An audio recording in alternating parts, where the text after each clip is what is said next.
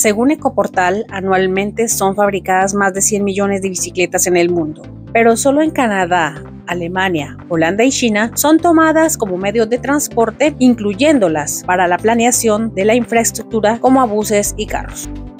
La ciudad de Montreal tiene un gran circuito ciclístico urbano de casi 900 kilómetros. Eso facilita los desplazamientos entre barrios y localidades. La red de ciclorrutas de cada localidad funciona todo el año, aún en invierno.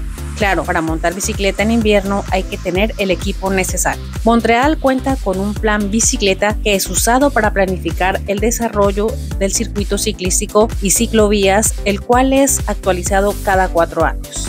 Hoy nos encontramos en el barrio La Pequeña Patria y hablamos con algunos de sus habitantes sobre el uso de la bicicleta. Oui, moi j'habite le quartier ici depuis très longtemps, depuis plus de 25 ans. ¿Cuáles son las razones por las que usted utiliza bicicleta? Parce que j'ai pas de voiture et moi, contrairement à bien des gens, j'ai pas de permis de conduire non plus. Donc, mon mode de transport entre avril et octobre, c'est le vélo.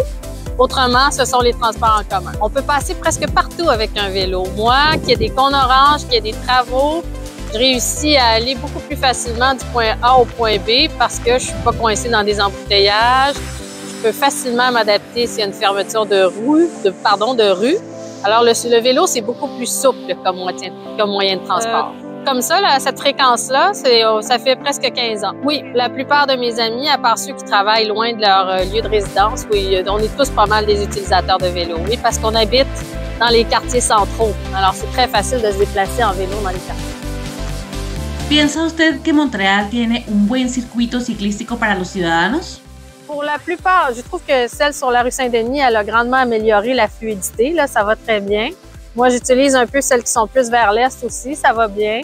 Le centre-ville est bien couvert. C'est dès qu'on passe l'est de Rosemont, l'ouest de l'île, je connais pas, mais dès qu'on s'en va un peu vers l'est, c'est-à-dire à partir de Passé-Viau, si vous voulez, là, le réseau est moins développé et je trouve que c'est plus difficile de circuler de manière sécuritaire. C'est un moyen de transport qui est peu coûteux.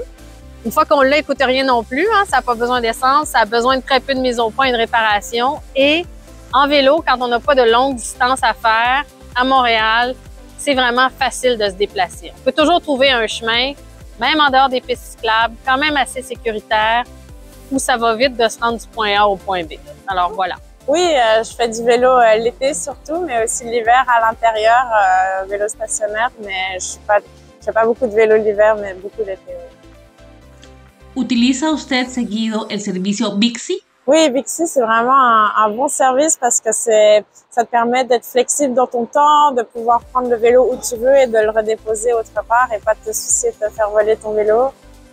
C'est pas trop cher et c'est accessible, les vélos sont confortables. Ouais, donc il faut 2 choses pour avoir accès au service Bixi.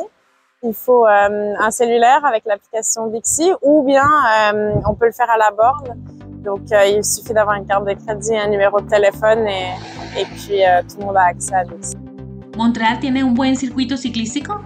Il y a eu beaucoup de progrès dans les 5 dernières années. C'est impressionnant ce que l'administration Plante a mis sur pied en termes de vitesse d'exécution. À chaque année, au printemps, on découvre des nouvelles pistes cyclables que la ville a mis en place. C'est sûr que dans l'état des routes et les nids de poules, il y a du progrès à faire. Mais par exemple, le rêve Saint-Denis, on peut déjà parler de saturation. Il y a trop de gens qui l'utilisent, donc c'est victime de son succès. ¿Quieres añadir algo sobre la importancia de utilizar bicicleta? Oui, c'est sûr. Moi, je suis une grande... je voyage à vélo, je me déplace à vélo, je fais du sport à vélo. Donc, je trouve que la versatilité du vélo est très grande. En plus de réduire l'impact sur l'environnement, c'est plus rapide aussi. On n'est pas coincé dans le trafic, on est plus mobile, on est plus rapide qu'à pied également. Donc, d'un point de vue écologique, santé mentale, santé physique et plaisir, je trouve que ça remplit toutes les cases.